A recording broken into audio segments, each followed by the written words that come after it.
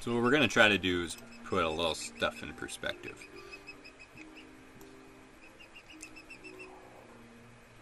So you can see everything orbiting. And pretty well the only reason you can see it orbiting is because of the fact that we have lines and stuff pointing to where it is. If we turn that off, alright, we'll put this down to an hour. You can see Mercury's coming by still pretty quick. If we go into the options here, if we turn our trails off, see that was pretty hard to see already. Well, let's turn labels off. We'll turn trails off completely. And you're going to have a hard time finding those dots. The only reason you can see those dots is because they are moving so unproportionately faster. If we go down to real time, scramble this up a bit, you're never going to find them. You're never going to find an Earth in this sea of nothingness here. Or in this sea of stars. It's just not possible. Zoom out even. Earth is in here somewhere. This is the asteroid belt here, which you can't even see. The next thing we can do is we can turn off the Milky Way, which is another thing. Can you see the Earth now? Where is it? Oh, is that it? Is that the Earth there? That little tiny blue speck there. Let's zoom in on that. Look at that. We found her. There's the sun.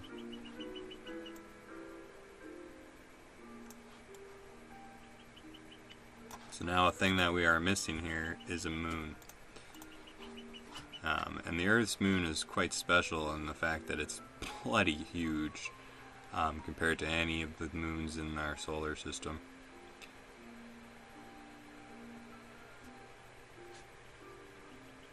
And if you get it right at the right spot, the thing you're going to notice is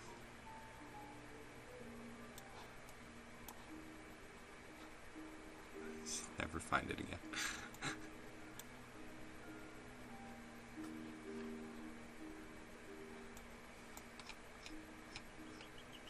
Zoom back out.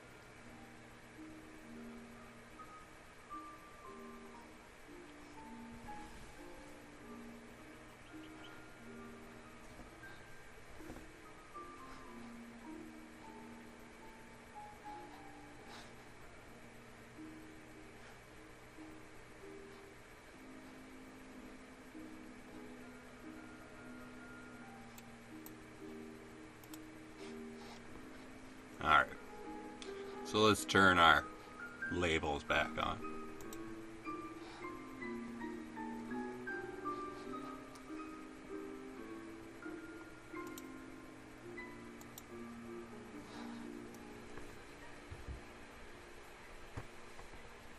And we turned on microwave radiation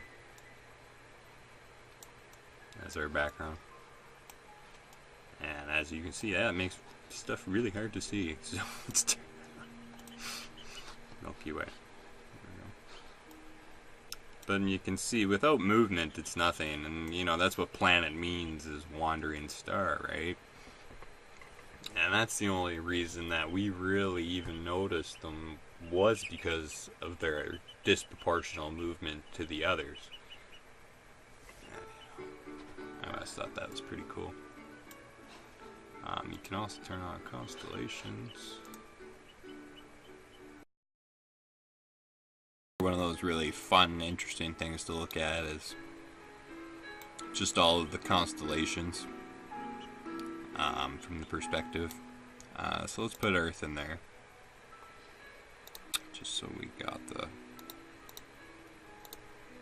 and we'll look right from Earth. Let's see.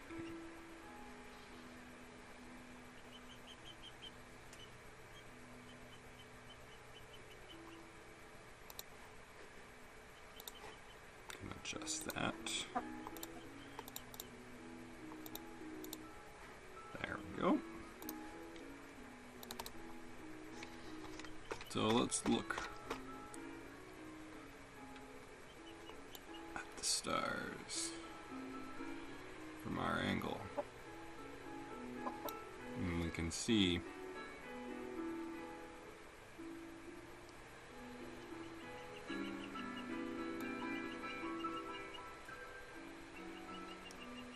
how man used to track getting across the earth with these stars. But I think an even more amazing thing is if we say go deep into the galaxy to this star. It's gonna take a while. We're almost there. Almost there. Almost there.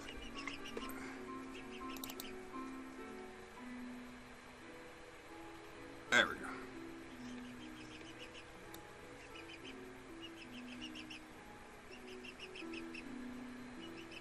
Way out here into the system. If you look around, I think the interesting thing is you can almost always find the sun again.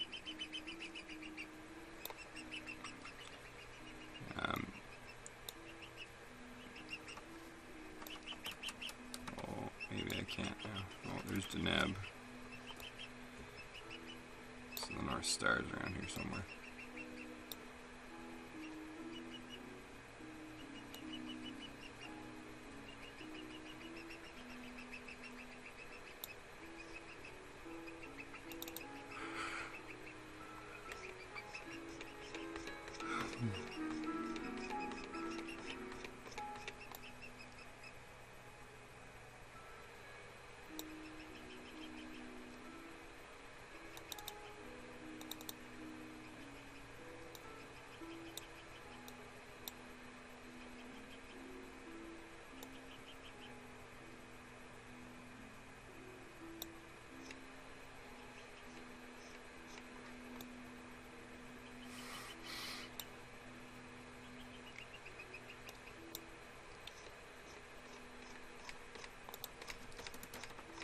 If we zoom out,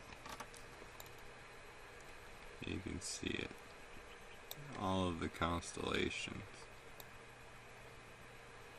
And how centralized they are to us. How much it's for us. Oh, there's Alpha and Centauri A. See?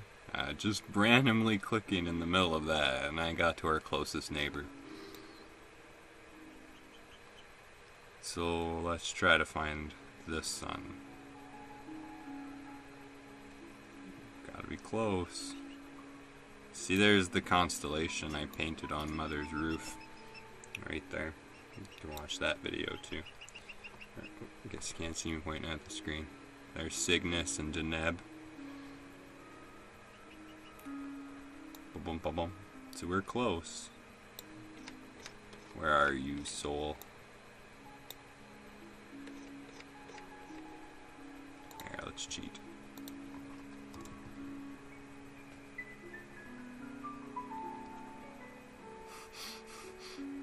There it is.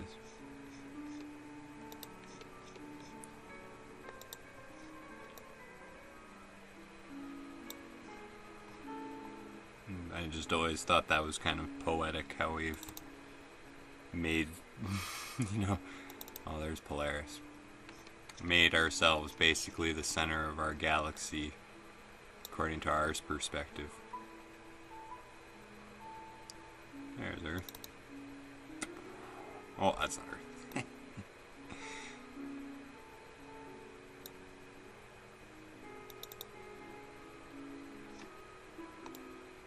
Back to Polaris here.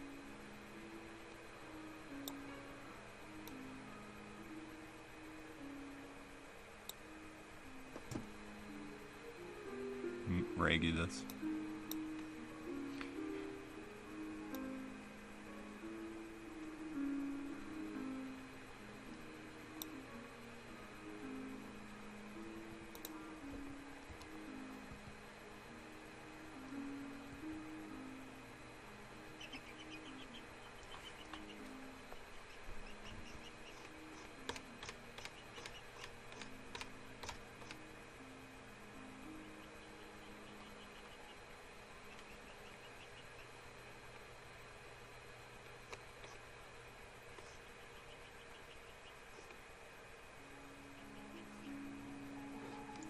This one's pretty neat to turn ladles off on.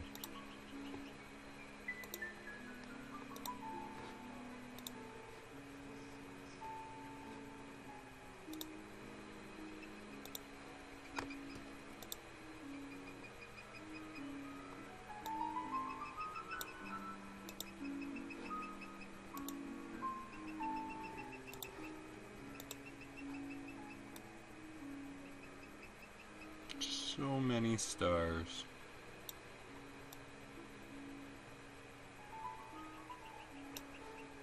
And that barely makes up any of it. Let's take a look at our local galaxies next.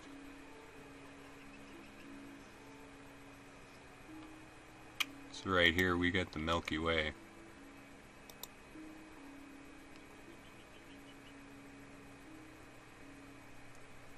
You can see Andromeda way the heck over there.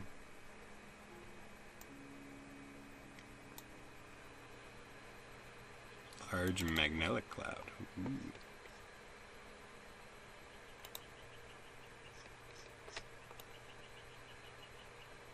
You can see we're pretty big compared to our localist neighbors, but even Andromeda we are quite a bit smaller than.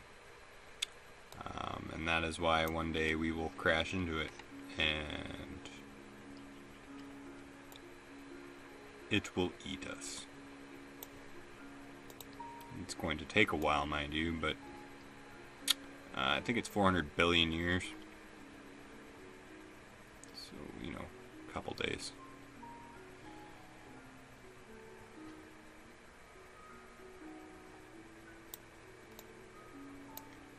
But you can see it hurtling towards us.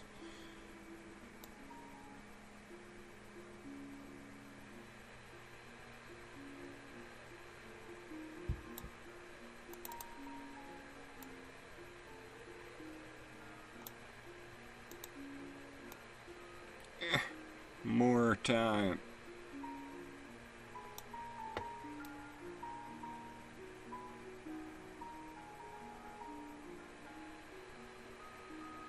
As it starts pulling all of our stars and planets into itself.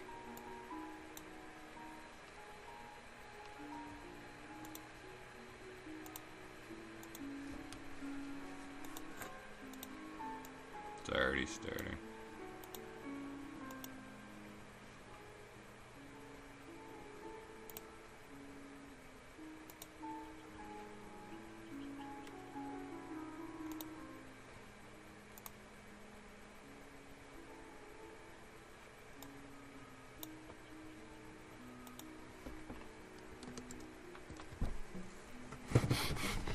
And Earth is gone.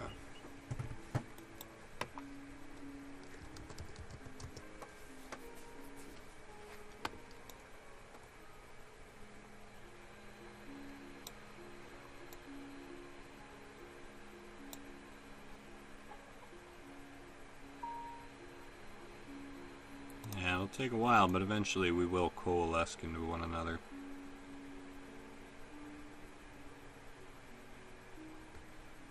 Andromeda is basically, there's only like 2 or 3 galaxies that you can see with the naked, unaided by a telescope, and Andromeda is one of them. I take pictures of it quite a bit because I'm kind of obsessed with it.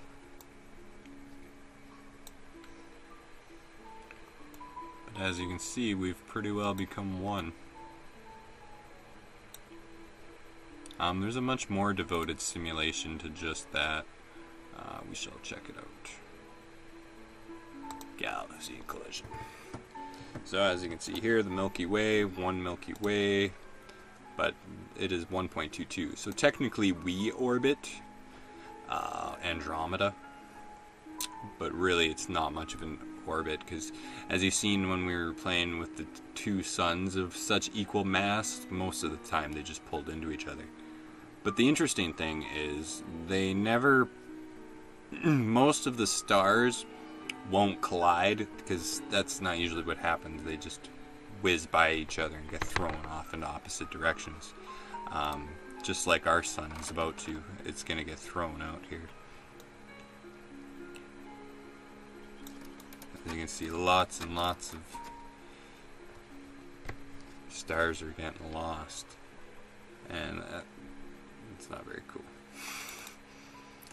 Just because, yeah, there's so many slingshot orbits happening, and it's going to be a pretty chaotic time for the universe.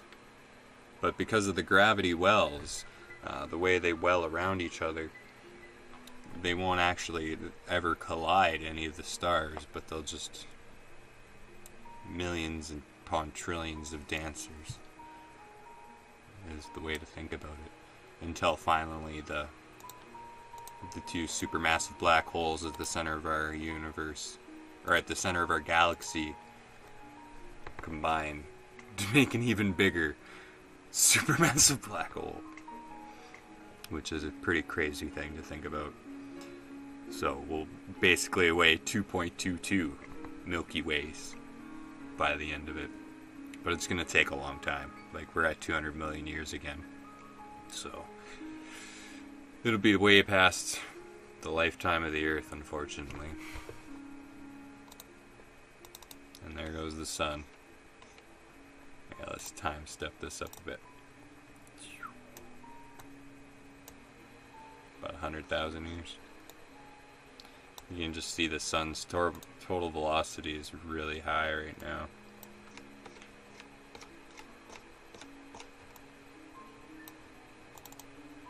Bye, sun.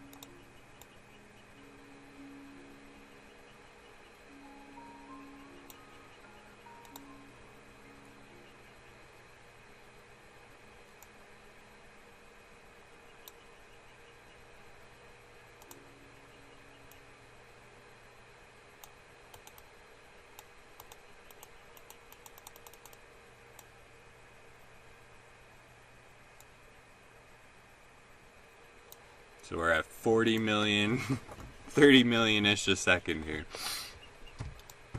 So this is...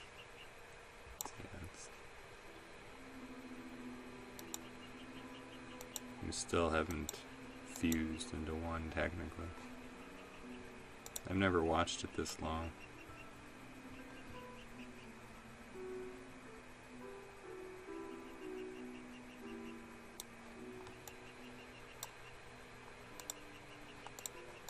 Staying quite accurate on the relation. I didn't think it would.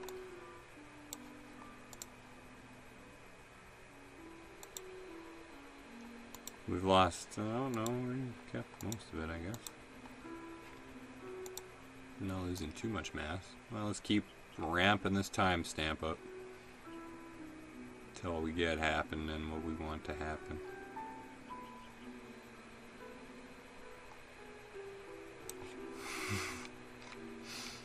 There.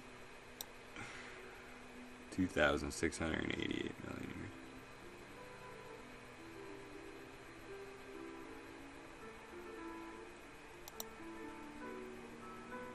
Time literally inconceivable.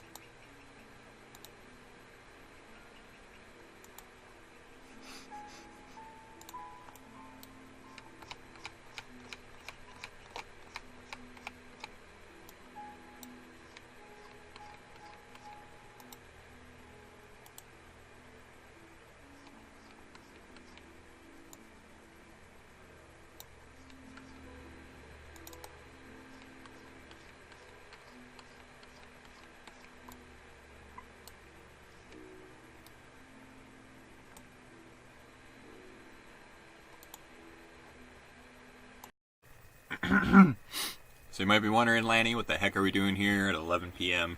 with a cat and a noisy webcam? Well, don't worry, you're not going to be looking at it. Don't be scared or nothing. It's going to get wrecked by my cat anyways. As it stands on my keyboard.